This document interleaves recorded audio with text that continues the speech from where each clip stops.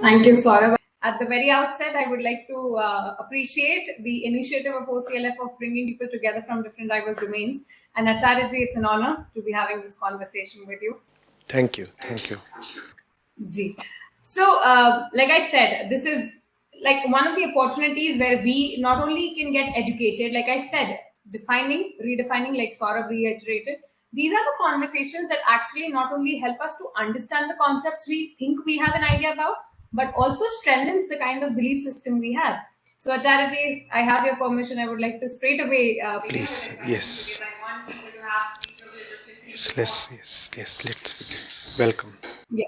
So you have quite an illustrious, standing when it comes to demolishing all that is false, as your web claim reads, and rightly so, because I personally find that intriguing. Because in a world of distrustful agendas that people carry, what has been your driving force? Because people either have blind faith in acclaimed leaders, or they don't connect at all with this side of spirituality. So, how is it walking between these two extremes that you often come across?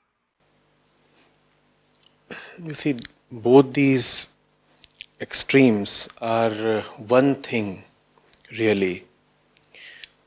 When people go blindly into accepting something or somebody, then they are not inquiring, they are not questioning, they are going by belief. This belief is on the traditional or religious side.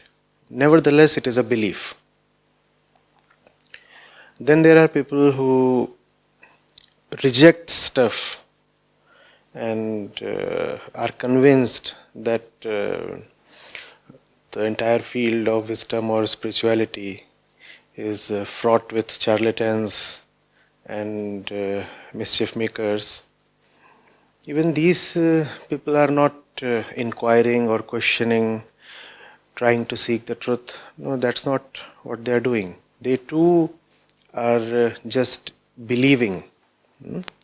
And this belief is a little bit on the progressive side, so-called progressive side, modern side, liberal side, whatever you want to call it. Nevertheless, it is just a belief. Real wisdom or spirituality deals with inquiry. It does not exist to reinforce beliefs on either end of the spectrum or anywhere in the middle of the spectrum. So it's not as if one has to straddle between these two ends. No, not really in between them, but beyond them, above them. One has to ask, one has to question, one has to try to understand. You see, Vedanta very emphatically elaborates, and if you pay attention, it comes from our everyday experience also, that our nature is to know. The nature of our consciousness is to know. And without knowing, we do not feel at rest, at peace. Right? That is the reason we do not like it when somebody lies to us. Because he has prevented us from knowing. Knowing what? The truth. The truth at a factual level. The truth not at an absolute level. But we are always looking for something. We want to find, we want to inquire. We question so much. Even a newborn is touching this, holding that, groping in the dark, doing stuff, and it's very obvious that even in a 1 year or 2 year old, the nature of the consciousness is to know. So that's what spirituality is all about. Knowing, not believing. Spirituality has nothing to do with any kind of any belief system. People who think that wisdom is about believing that such things exist, God or gods or goddesses exist, or heavens exist, or life after death exists, or reincarnations exist, or so many other things. No. That's not spirituality. Spirituality wants to find out and question in all possible ways, including all means and at both ends. It wants to find out the truth of what we see and the truth of the one who is seeing. It wants to find out the reality of the seen universe as well as that of the seeing mind. The subject and the object both have to be known. That's spirituality. So, whether it's believers or atheists, um, they, from where I look at them, belong to the same bracket.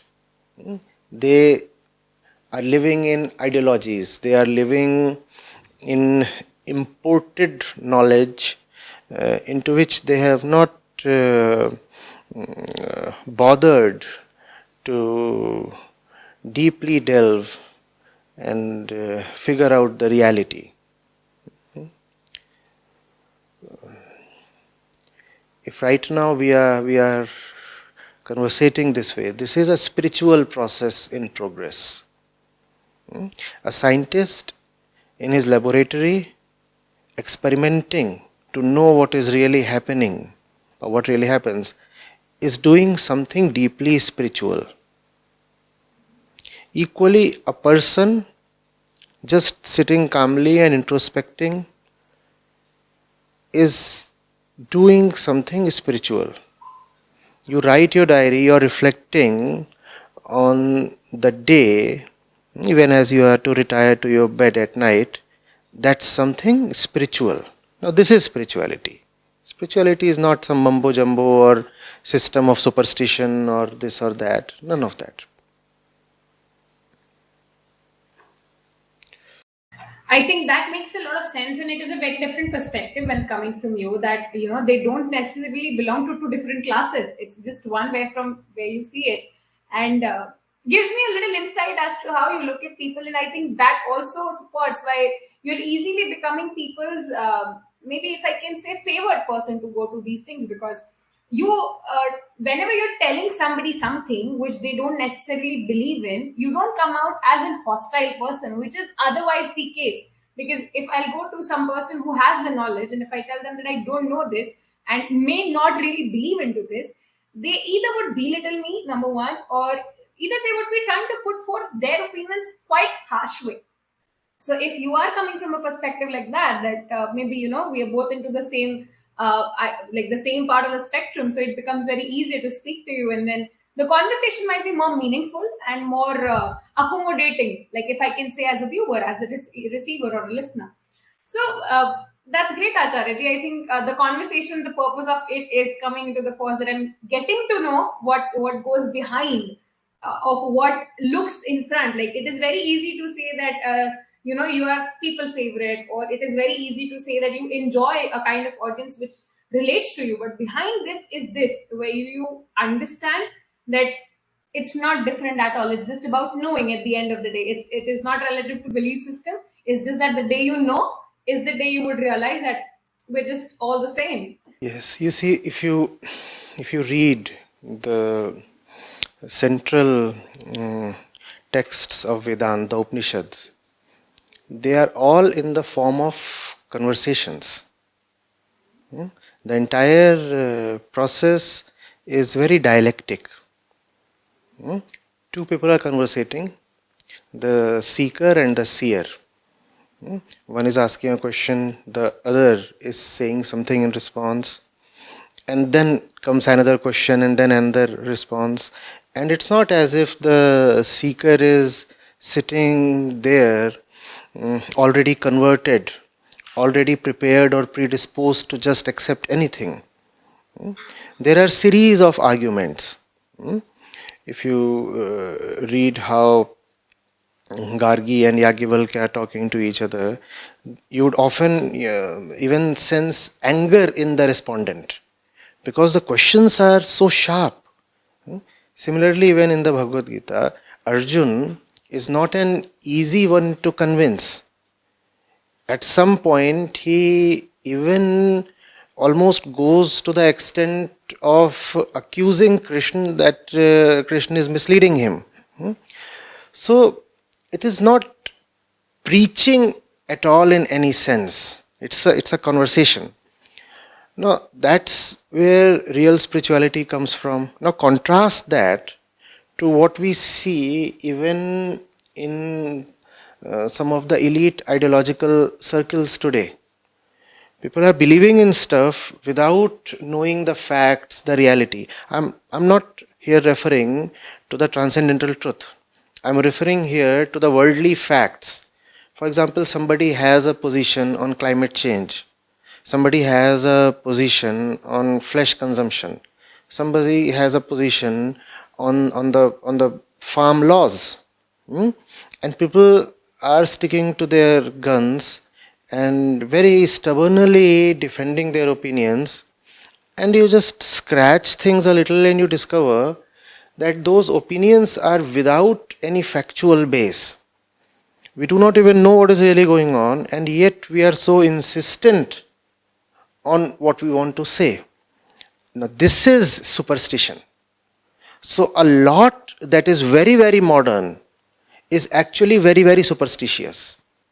And a lot that is very ancient is actually very scientific, very pure, and very egalitarian, in the sense that there is a conversation in which there is no real authority. Even if there is an authority, the authority does not want you to accept his words merely because they carry the weight of the authority. The words have to be weighed, assessed on their own merit. So that's the way of the ancients. A way of equals, a way of liberty, a way carrying the most liberal and progressive values. And contrast that to what you see, as we said, even in the most modern, even postmodern circles today. We call ourselves modern, but we are actually operating from very primordial centers. The center that we have inherited from the jungle, the center of the animal. No? The way of the animal is not to inquire. The way of the animal is to just rush after its animal instincts. And later on, then we use arguments to defend our instincts. No, that's not good at all. That's not the way of consciousness. To operate as per your instincts and then use logic or reason or argument to just defend your instinct. That's hardly good. You're quite an insightful person when it comes to understanding what is your method of approaching the content that you share with your audience. I think to me, this conversation not only tells me a lot about, how you approach, like I said, but also why you're so conveniently convincing, if I can say that, when you speak to someone. Probably like this: if somebody is getting to know this for the first time, they might have their inhibitions, but if they're walking with you through this idea that you carry with you, I think it's very easy to really understand, it's very easy to imbibe, and it's very easy to relate.